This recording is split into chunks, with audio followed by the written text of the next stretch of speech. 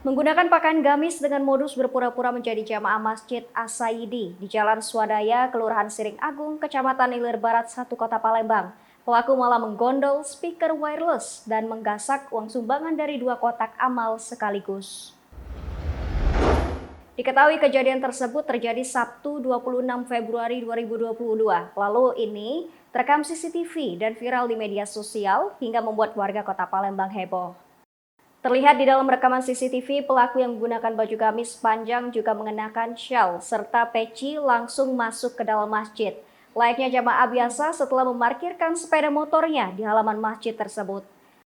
Dari keterangan marbot Masjid As-Saidi Kalimantan Syaputra Pranajaya, Selasa 1 Maret 2022 mengatakan pelaku masuk ke dalam ruang administrasi dan langsung mengangkut speaker wireless. Tidak hanya itu, pelaku juga membongkar 2 kotak amal masjid menggunakan benda tajam.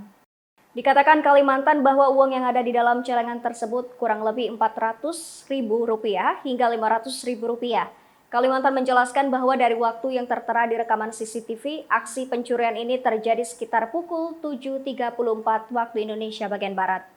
Menurutnya, kejadian itu baru diketahui saat jamaah hendak melaksanakan sholat zuhur berjamaah dan dilihat ternyata speaker wireless di ruang administrasi yang biasa dipakai ketika ada acara-acara di masjid sudah tidak ada lagi di tempat.